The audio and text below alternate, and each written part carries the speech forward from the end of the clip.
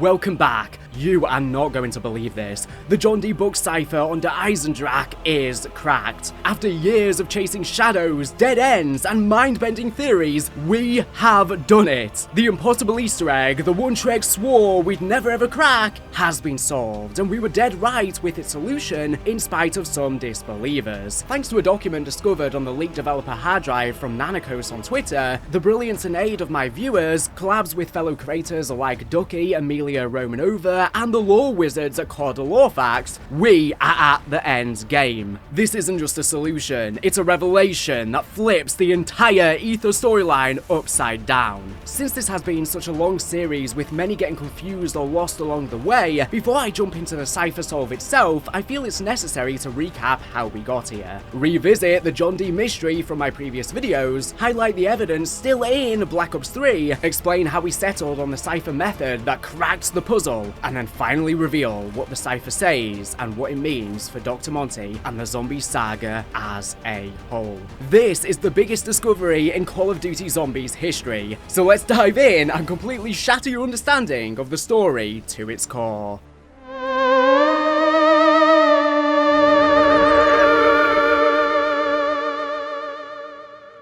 In my previous videos, we uncovered something massive, a leaked developer hard drive that gave us a glimpse into Treyarch's deepest secrets of Black Ops 3 zombies. Among the files was a document detailing John Dee, the 16th century mathematician, alchemist, and occultist who advised Queen Elizabeth I. This wasn't just a lore fluff, it was a clue to the origins of Dr. Monty and the Ether storyline. Let's break down what we found, why it pointed towards the impossible Easter egg, and the evidence you can still find in-game. The document described John Dee in 1592 detecting ripples in the ether caused by Group 935's first teleportation experiments at Der Riese. Using his ethereoscope, he heard voices whispering Sem and Richtovar. By 1600, an etheric shockwave from the Moon DLC's Earth of Destruction reanimated corpses in his lab, prompting Dee to found the esoteric brotherhood of Dee resurrectionists who study the ether and protect reality. The document mentioned a man of shadows, which seemed to point to the Shadow Man, but, as we theorized, was more likely Dee himself, possibly immortalized by experiments in 1608. We proposed that Dr. Monty, the godlike narrator of Black Ops 3, could be John Dee ascended to a higher plane, thus joining the Keepers. The most striking evidence, still in game and absolutely critical, comes from a Revelations radio in the Kino de Toten area, when Monty recites Act 4, Scene 1 from Shakespeare's The Tempest. Our rebels are now ended. These are actors, as I foretold you, for all spirits, and are melted into air, into thin air. And like the baseless fabric of this vision, the cloud-capped towers, the gorgeous palaces, the solemn temples, the great globe itself. Yea, all which it inherits shall dissolve, and like this insubstantial pageant faded, leave not a rack behind. We are such stuff as dreams are made of, and our little lives are rounded with a sleep.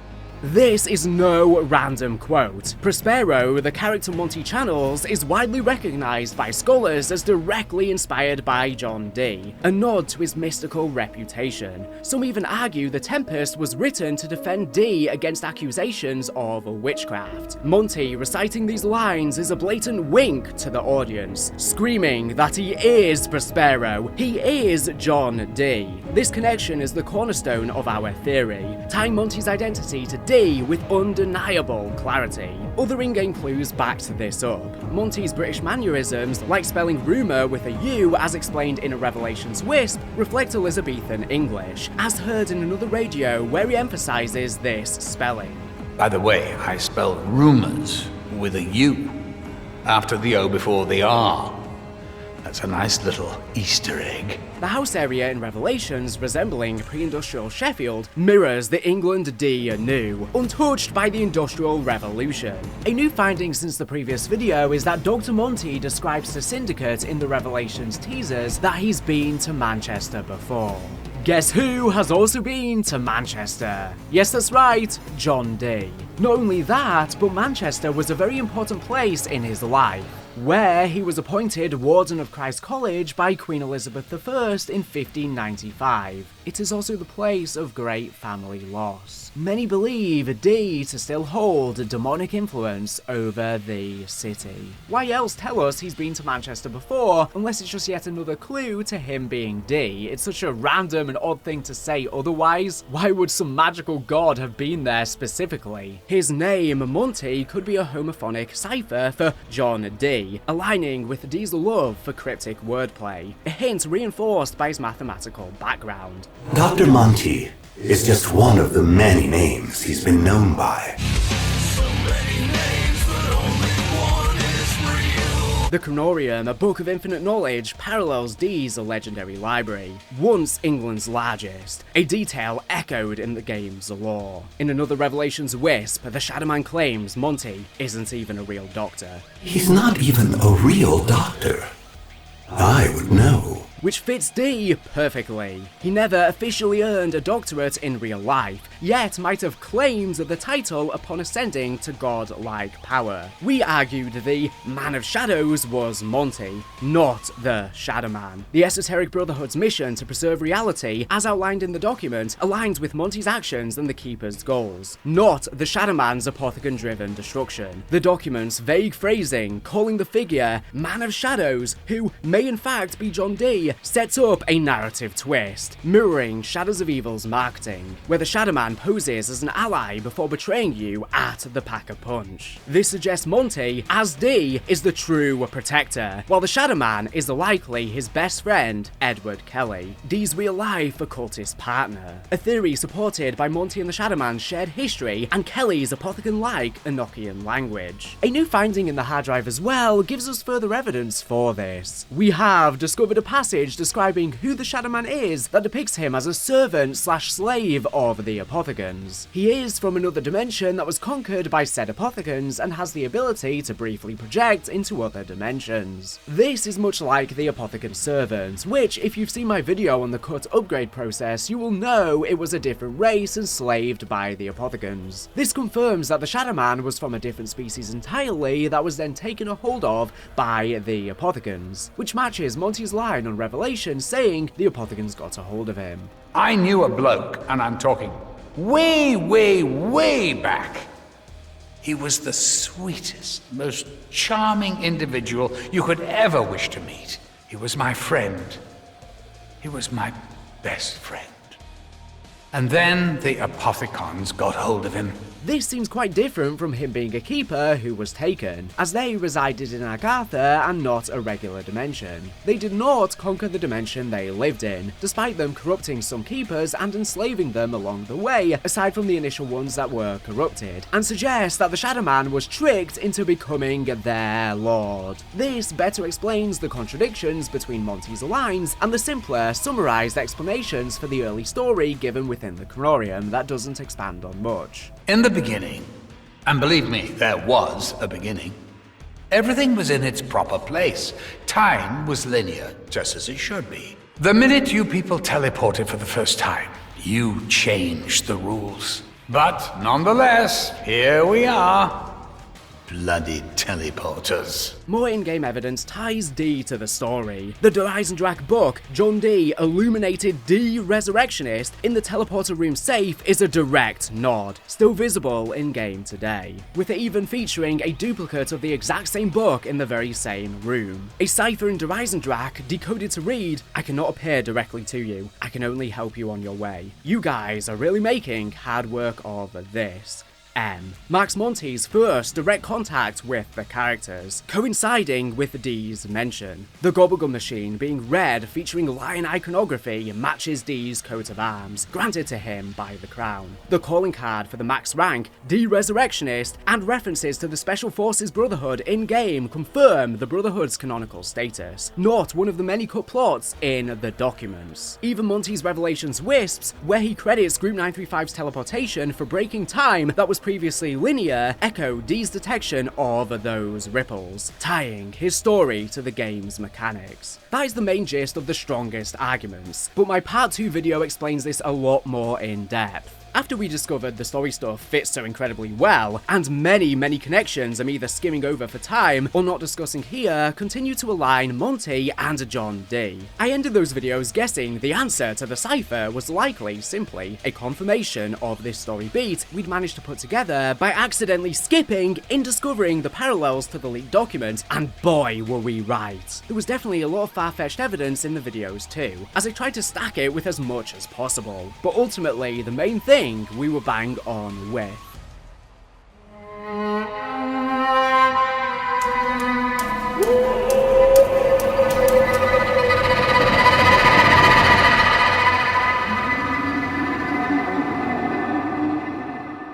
Now let's talk about how we arrived at the cipher method that cracked this puzzle. The idea of using a specific John Dee cipher with the Eisendrache book titles first came from Glitching Queen. When speaking with former Trek developers, the only solid lead she got was a hint towards John Dee's influence, specifically tied to the art of the rituals in Shadows of Evil, matching Dee and Kelly's summoning circles. This is something else also confirmed within the documents as their inspiration too. This led her to the 24 book titles scattered across the Eisendrache, originally pointed out by Rich Killer on the Call of Duty Zombies Reddit way back when, before Black Ops 4 Zombies released, theorizing the books hinted at some sort of connection between the Ether and Chaos stories, with their alchemical similarities. These book titles vary a lot in naming, and we have broken them down before, but the key one, and the one that Glitching Queen latched onto, was the book John Dee Illuminated Dee Resurrectionist. From there, her and her team got to work, examining possible leads,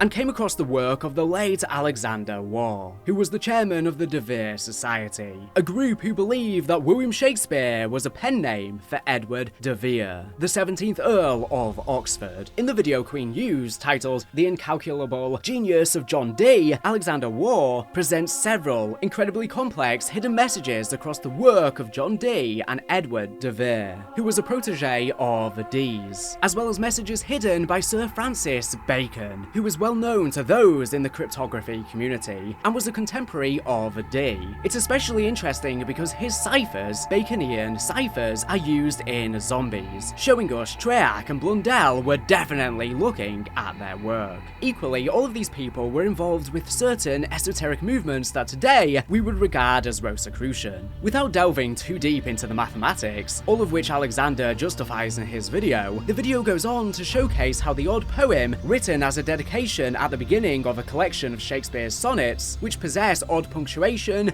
wording, and structure, can become a cryptographic grid in which several hidden messages are contained, which Alexander alleges were hints left to prove the true identity of William Shakespeare. As we discussed, one of the mysterious Monty wisps in Revelations was him reading a speech by the character Prospero in Shakespeare's The Tempest, with Prospero being widely believed to have been based on John Dee, and the play being a metaphor for his unfair treatment by the religious authorities at the time, who were suspicious of mystical practices. We made the connection to Shakespeare via Queen's initial video, but perhaps this was backwards, and the intended way we were originally meant to perceive this connection was Shakespeare's The Tempest to John Dee, then making us re-examine the De Eisendrache books, which obviously mention him by name directly. Now, we've been referring to this as the John Dee cipher, but I want to point out that it's not strictly correct to call it that. It's not really a cipher, instead it's a steganography. I still refer to it as a cipher in the title and nearer to the beginning of this video because it's easier verbiage that people understand, less people know what a steganograph is. This was the form of cryptography extremely popular at the time, and involves hiding messages effectively in plain sight, within an otherwise ordinary text. This is different to a cipher, where, as we know from a case like the Mob of the Dead ADFGX cipher, we can see a block of gibberish that obviously is a cipher text, that will decode to a plain text, but we need to figure out how to do that. As a result, steganography can often employ methods of encryption that are far simpler than some ciphers, but be far harder to solve, as it might not even be obvious that what you are looking at even has a hidden message within it to begin with. In fact, John Dee is believed to have used the principles written in the first ever book on steganography, called the Steganography, to hide his secret communications with Queen Elizabeth I.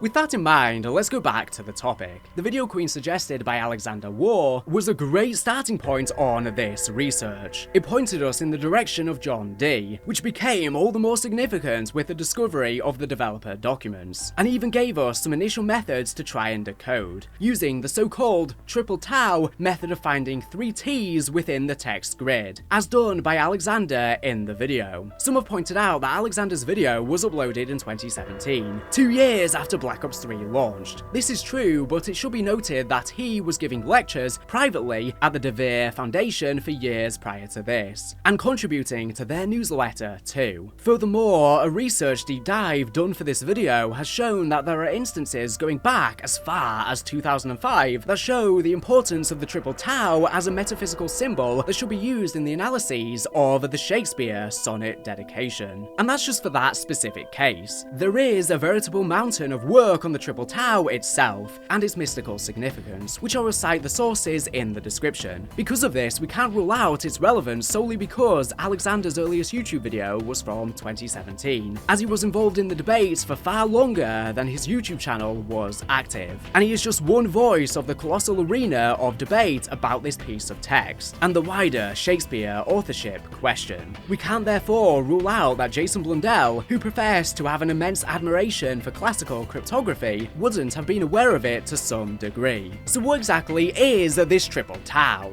Well, without really derailing this video too much further, I'll briefly go over what it is and why it is important. John Dee, as an alchemist, scientist, mystic, and deeply religious man, was of the belief that all of the material world could be traced back to God. Not just that he created the material world, but as a result, everything in the material world had a connection back to the divine. God, in a Christian sense, is understood as being one God of 3 parts: the Father, the Son, and the Holy Spirit. A ternary. The material world at the time was believed to be made up, at the base level, of 4 elements: fire, air, water, and earth. A quaternary. John Dee was known to explain this relationship as the quaternary hidden within the ternary, the material world hidden within God. In his various hidden messages, such as within his famous book, The Monas Hieroglyphica, where this phrase comes from, he was known to implement this in a visual way, with 3 T's. T being a cross, as in that which Christ was crucified upon, with a 4th somehow concealed nearby, often more visual than literal. In addition, John Dee would find the number of his own name, a mystical practice to try and use mathematics to define the essence of yourself. And he did this by counting the letters in his name, John aka 4,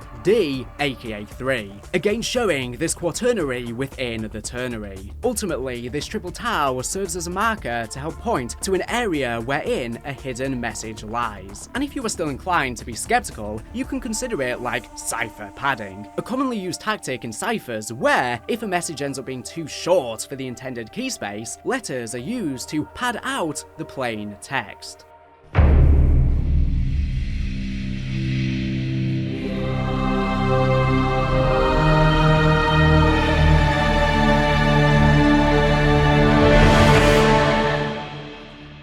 At this point, when I published my previous video on the topic, I asked for help from you lot. The book title seems like the obvious starting point, but we weren't exactly sure how to lay them out. So I figured the best thing to do was to put the question to the community and see if anything could be discovered. Since the last video, you, the community, stepped up big time, with the Ducky, Codlawfax, Amelia Romanova, and many of you commenting and messaging your ideas. We've come to the answer. So let's start with the basics so you don't lose track. Under Eisendrache, we have 6 groups of books, made distinct by a different colour book cover. Within each group, we then have 4 books, each one having a unique title. So that results in 6 groups of 4 colours, or 24 books total. Through examining the game files as well as the leaked hard drive documents, we actually have an additional 5th book in the final group, Artifacts of Legend, which would make 25 books total, which we speculated before could have been the missing link we required, as there are duplicate John Dee books. However, it doesn't seem to align with the other books, all being in collections of 4. Various attempts were made to incorporate this additional missing book, but nothing promising arose, so it was ultimately excluded, and as far as I'm aware, is unimportant. As is the basic structure of this method of steganography, we are essentially looking for any visual pattern that might indicate the presence of a message. It's important whilst trying to discover the hidden meaning of these types of cryptograms that you don't intentionally shift things around too much, as if you don't limit yourself, you can effectively get it to spell any message you want it to. For example, if I just pick the letters that spell out Edward Richtofen at random from any row without any regard, I can probably get something that approximately spells it. So when trying to decrypt this, it was vital that the basic integrity of the book titles was maintained. Initially, we laid them out in the order that they appeared on the game's texture sheet, as did Glitching Queen in her initial video. This was Tunguska Unmasked, Mysteries of the Vril, John Dee, Illuminated De-Resurrectionist, Hidden Rulers of the World. The second group was Principles of Spaceflight, Leaving Earth's Cradle, Alchemical Framework of the Luminiferous Ether, Element 115, Powering the Future, Mystical Significance of the Super Heavy Elements, Orbital Mechanics, Fafnir and Sigurd, The Effects of the Vacuum, Occultism in the Court of Elizabeth I, Explorations of Grail Mythos, Lost Ghost Towns of the Old West, It Came from the Cornfield, Wilson's Transuranic Nuclear Physics Handbook, Sage, Wisdom for the Ages, German Military Zombie Manual, The Evil Archon, Spirits and Hauntings of Ancient Places, Teal, Emotions in Colour, Draco, Myth vs. Fact, and finally, the spiritual side of teleportation. Initially, when Glitching Queen put together the titles, she mitigated the punctuation like dashes and full stops, but still got a triple T. This was quickly realised to be a mistake, along with a couple others, but we amended those. This was interesting, as when laid out in a grid with the spaces removed, but still maintaining the punctuation, the triple tau was immediately still apparent, as was mentioned in Queen's video. Now, as we said earlier, we can't say that the triple tau is an immediate sign, or anything close to a solution, as we can't be 100% sure that Blundell considered it of high importance. However, it does show us that something odd is going on. It could indicate that this is some sort of padding for a longer phrase. We can't be sure, but it helps to point the way and suggests we should look into it. But that's really where we left off. Since that last video, we noticed a few odd things. Where we see 115 in one of the book titles and look nearby, we can see the letters A, E, forming a T. This is really strange, as AAE is the first and 5th letters of the alphabet, aka, you guessed that right, 115. If it was just the triple tau / padding, perhaps we could ignore it, but the fact we have this double 115 T pattern beginning on the same row tells us something is definitely going on, and that this row, the 9th row, perhaps hides a secret. And we were then stuck on that for a while. That was up until recently. I'd like to specifically give a massive shout out to Amelia Romanova for messaging me on Twitter, as she and her friend found a potential phrase hidden in part of the cryptogram. Her message to me read, "Hi, not sure if this is a known thing, but I've not seen it being mentioned before, so I'd like to share this discovery. If you take the seemingly random letters between 115 and the triple T, SEIT, MIT, OT, DLRN, they can be rearranged to form Dr. Monty's title, but with an I in his name instead of a Y, which sounds like an ending of a sentence. That got me looking for more. This might be a stretch, but the letters between the 115 and the double A, a sign of Dee's messages, USILE, can form Liu is, where Liu is another word for Leo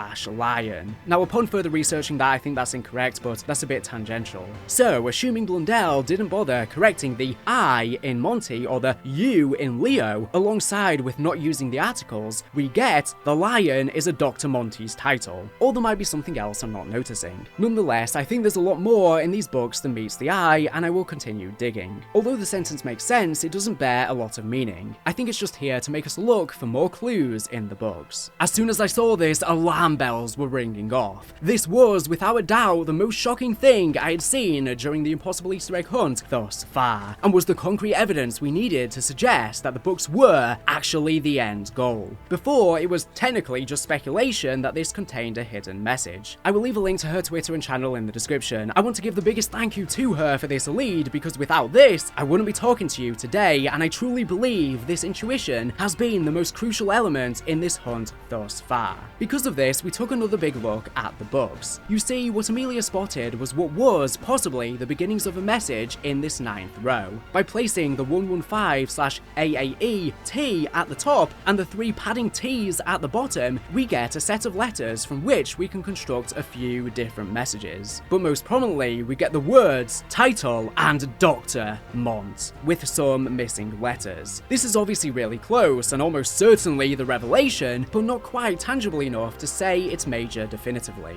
Now, I want to preface the solution by saying that I personally have little to no clue when it comes to ciphers or cryptography, etc. And I've had to consult a lot with people much more familiar than I to put together this video and help explain all of the previously aforementioned details. One person in particular that I've been speaking with is fellow Zombies community member Ducky, especially fitting here given Monty's duck quote. He has been hard at work this entire time, silently working in the background, trying to piece it together ever since Glitch and Queen first brought it to the forefront of the community. Since Amelia made this discovery, I shared her findings with him because I couldn't make enough sense of it on my own, and he got to work and really came through, piecing together what I think might be the final breakthrough on this entire thing. Drumroll please. The final solve. The title is Dr. Monty.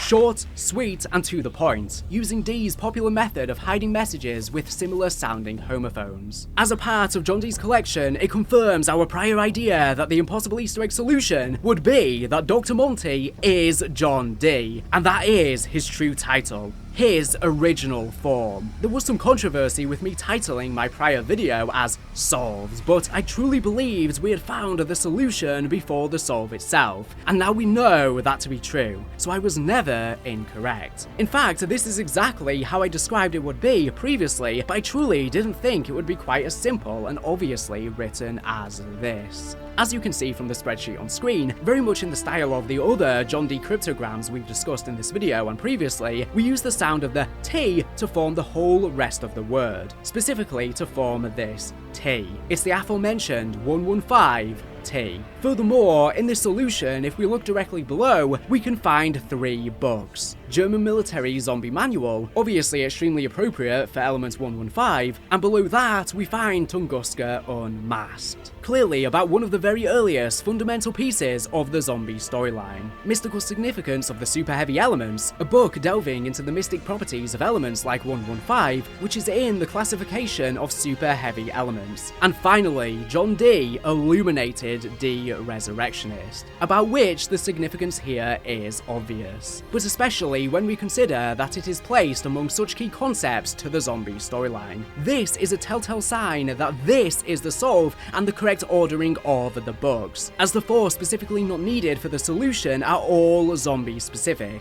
and so they did not have to be as weird with their titling to try and make the message fit into the solution, and potentially the ordering from the files and in the documents was chosen at random to conceal the identity, or title, in this case. The answer in isolation, just saying Dr. Monty is a title and not his name, wouldn't mean a ton on its own. But in this specific context, it's probably the single biggest cryptography solution in zombies. In terms of the answer, it being inside a steganography like this, that was at the time the cutting edge in cryptography, being solved in lectures at university by people studying it for decades, would mean us, as zombies fans, would have had to learn to solve it as well, and in the process had to learn about John Dee and have extensively carefully studied these books, most of which parallel events of his life.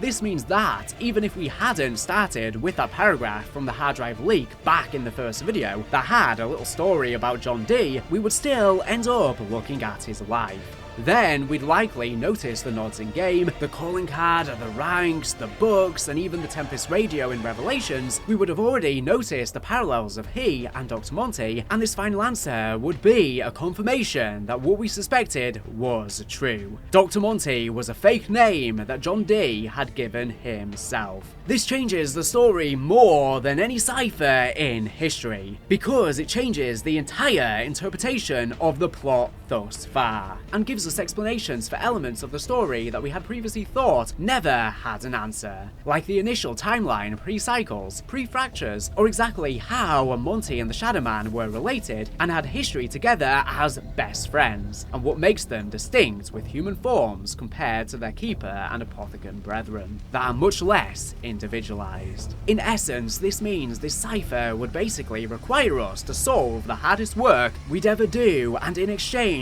give us an entirely new and objective look into the story of the game's biggest mysteries. The Tempest radio being in Revelations is extra evidence of this, if anything. If the parallel to John Dee is somehow not the intended point, it is a radio about almost nothing beyond trying to draw parallels between Monty and Prospero's perspective, which would be an odd use of Zombies' most expensive voice actor at the time, given the fact Treyarch never asked Malcolm McDowell to return in Black Ops 4. And we know the game faced heavy budget cuts post-launch. However, if it's not just meant to be as simple as this, but it is about that connection, I believe it is because of how obvious it makes it. The radio was intended to be Jason's last and most concrete extra hint towards the impossible Easter egg before moving on to Zombies Chronicles and Black Ops 4. And that is why this collection of books appears again on Revelations and at Zombies Chronicles Verrupt as well, as reminders and further nudges to us.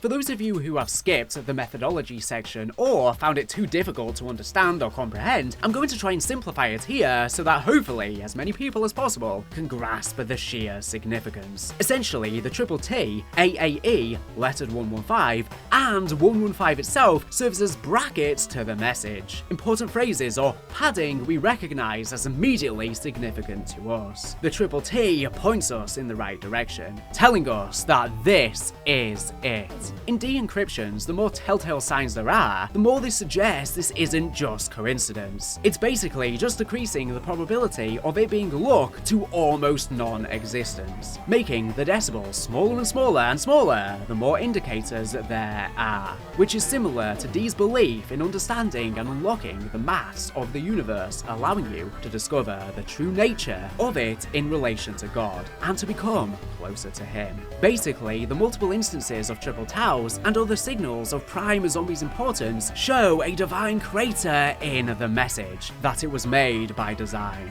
In this case by Blundell or whoever helped him, not just the lottery. As Dee believes is the same for the universe we live in too. Some of you may be confused by the on-the-surface simplicity and odd phrasing of the message, but this is totally in line with the methodology because they are hiding words within words. It's not like a traditional cipher we are used to, where they have more wiggle room to flesh out a more coherent message. They needed to title the books in a very strange and specific way so as to be able to cram the message in, which is why it's short and jarring. But regardless, serves its purpose in the sense that it gets the point across. It doesn't need to be any more complex like other ciphers in the game. Whilst the methodology itself is not precisely as they are supposed to be, and we are only looking for those indicators, this makes sense when the message in relation to Shakespeare was only cracked in 2017, and was more of an underground concept back then, one of which all eyes were peeled on within the cryptography-obsessed world,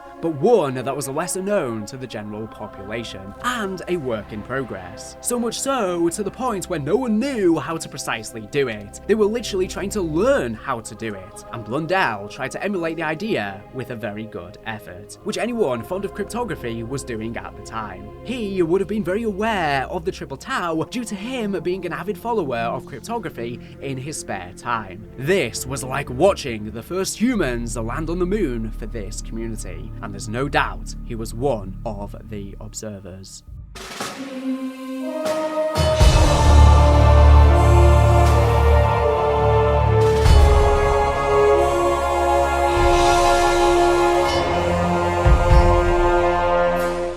Brace yourselves, breaking news for this video. I am interrupting mid-edit because as I was stitching this video together, the community just detonated a revelation that sent shockwaves through everything we are discussing and essentially proves this video correct. A heavily guarded, password-protected file from the leaked documents that leaked was finally pried open, and it's hiding an absolute game changer. Basically, there were a number of files password protected, but software has improved so much since when Treyarch put it together in 2015 to 2016. And so people have finally been able to break into these hidden files. This specific Excel document, Dr. Monty, zeroes in on a few radios from him. I want to highlight the section on Dr. Monty's Tempest radio from Revelations, where, as I've explained many times now, he hauntingly recites Prospero's lines from Shakespeare's masterpiece. A moment I've been screaming throughout this entire video is the cornerstone of the impossible Easter egg. As I've said many times now, and will say it once again to hammer this point home, the radio isn't just a hint, it's a blazing beacon that Dr. Monty is John Dee incarnate, with Prospero widely recognised by scholars as John Dee's theatrical double in the play. So Monty saying he is Prospero is literally saying he is Dee. The community has long shrugged this off as a random quirky radio that means little to nothing on the surface, but the John Dee Cipher from the Eisendrache boldly declaring title is Dr. Monty, to me obliterates any doubt. But in case all of this didn't sell you, here's where it gets electrifying. The leaked file reveals this radio was meticulously planned as the final Monty fact. You see, on Revelations, Monty gives facts about each of the main characters: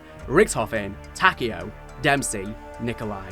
These are pieces of lore to provide character insight, but this radio was supposed to be the one specific to the narrator. None other than Monty himself. But this one wasn't just going to be in the map by default like the others. This one was originally intended to be locked away as a secret reward, only accessible in the Nagda Untoten section after completing the map's main quest. This was meant to be more than a radio. It's a post-credits bombshell, a deliberate truth bomb reserved for those who have triumphed. The Monty facts are always specific trivia about the characters, like learning of Richthofen's favourite song, for instance. And who else could this fact illuminate but Dr. Monty himself? The passage on its own is not a fact, so why would it be called a Monty fact if all it's meant to be is a parallel to his character? That's because it's meant to be a fact about who his character actually is. Unlike the others, this one is not a fact on its surface. This could actually be why it was changed to be a regular radio instead of one of Monty's facts, because maybe it being explicitly so and locking it behind the main quest would have lessened the ambiguity of it. The definitional antithesis of a fact. We would have been more hyper-focused on its significance, and Blundell wanted this biggest secret to be as mysterious as possible. This could have lessened that and felt too on the nose and spoon-fed. Something Blundell has said he tried very hard to stray away from, such as cutting Samantha's dialogue from the Origins intro cutscene from the Revelations ending cutscene.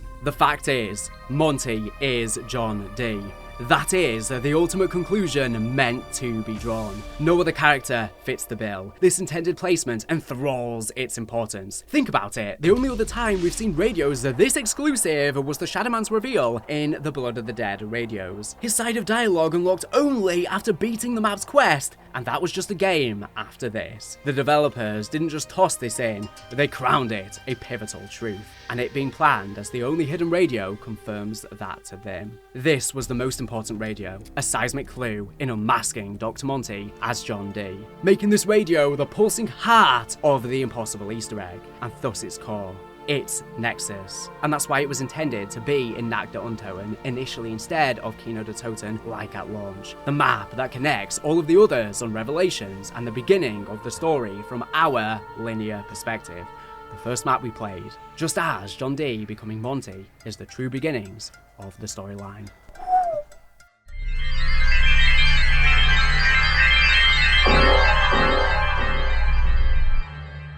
Why this matches all of Blundell's clues. Blundell laid out clear perimeters for the impossible Easter egg. It would be hidden across arenas. And they'll be hidden in different arenas, and you won't get this one. This is, not only are the books hidden across the Eisendrache, but the story clues for Monty being John Dee are hidden all throughout the game and its narrative branches. It would be too simple to say it's on Shadows of Evil. Has that Easter egg been found? It has not. It has not. So there is still something in Shadows of Evil. It would be too simple for me to say it's in Shadows of Evil, but I would say there is an Easter egg. There has not been found. This Easter egg is not map specific. Whilst the books are specific to Der Eisendrache, the clues are an unravelling of information scattered throughout the entire game. Blundell described people being close to the Easter egg. Is it something we've come at all close to? Even just in the right sort of zone in Black Ops 3 so far? Yes. We have. Wow. Before Black Ops 3, and you're like, I'm going to put an unsolvable Easter egg. Yes. What I will ask, because obviously I don't want it like straight cut. Sure. Has anyone gotten even remotely close? I think you answered this like I've during seen Sepsibo. I've seen people get close. Yeah. You've seen people get close. I've seen Okay. people get close on a couple of things. This is most likely referring to us literally being close to the books when playing Der Eisendrache, literally opening the very safe where the key book is held. Which leads me onto the most clear-cut clue. I'll hide it in a vault for 8 years. You can ask me all you want. I'm going to put that away in a vault and talk to you again about it in 8 years' time. Okay, and by then we'll be old and growing beards. Yeah, exactly. The John Dee book is in Groff's vault, and we are now here 8 years later with the biggest revelation out of all of this, although by coincidence. Blundell specifically says, I've been given the challenge of writing more convoluted Easter eggs in the first Impossible Easter Egg interview.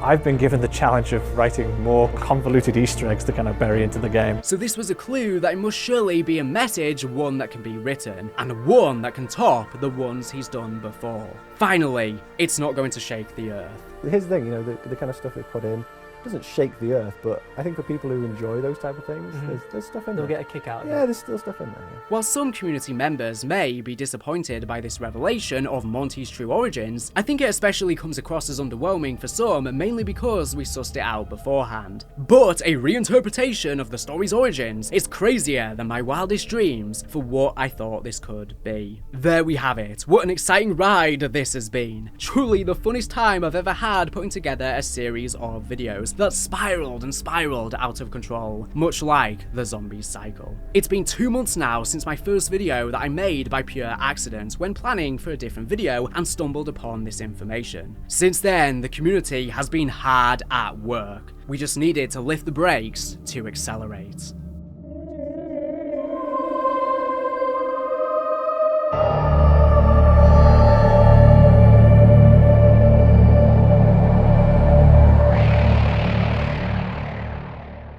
So we might be inclined to ask, what's the point of all of this? The Impossible Easter egg is ultimately something very niche, that's in a physical format, not a hidden boss fight that gives us crazy rewards, as it was something that could not be data mined. So why bother? Well, let's go back to the core of this. Jason Blundell thought a lot about the philosophy of game design, and that's clear from every single interview he's ever done, even more so in the newest one that is a lot more candid and down to earth. The way people interact with the ideas present within a game, how it makes them act, what it makes them feel, these things are all what's the most important to him. Not just hype moments and aura, although they may help along the way. Perhaps modern Treyarch can learn from that, but that's a topic for another day. Blundell is a great admirer of philosophy, mythology, alchemy. The Chaos story was proof enough of that. And you can't get very far into researching alchemy without finding John Dee. And maybe these thoughts were even the very first sparkles of the early Chaos concept. Now consider, why did these people like John Dee and Francis Bacon feel the need to hide messages to such extreme extents? Sometimes it was controversial, sure.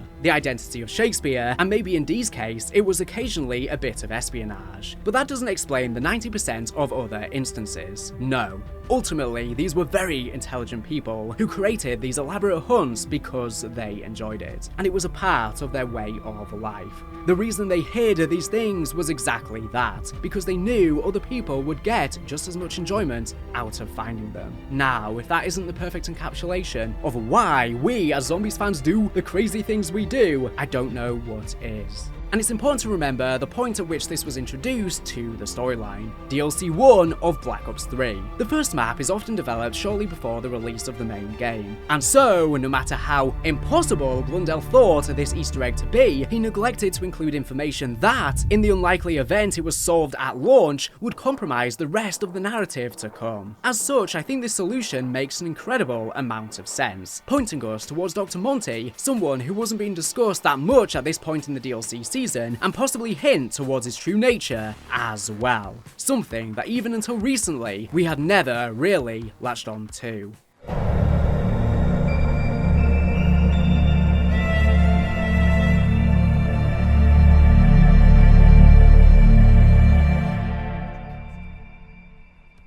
So where do we go from here? Frankly, I believe this answer is the heart and soul of the impossible Easter egg. However, as you could see with the Shakespeare codes earlier, more often than not, these types of messages contain more than our initial output. More than one message or phrase. Now that we've used this large vertical code to establish where most of the lines go, we can begin to look for other codes that may come from this when certain shapes are filled in. We won't know for sure until we find more though. So for now, I'm going to call the main part of this Easter egg solved and hand it off to you lot to attempt to find more. We can try and determine the order of the last few lines I'm unsure of. You can see on the far right of the chart that Ducky illustrated which lines we are pretty sure on. The blue filled boxes representing a line we are confident in the placing of, with the white boxes meaning we are unsure. We were simply able to determine the message without being sure about these lines because they ultimately have a letter that's repeated, like T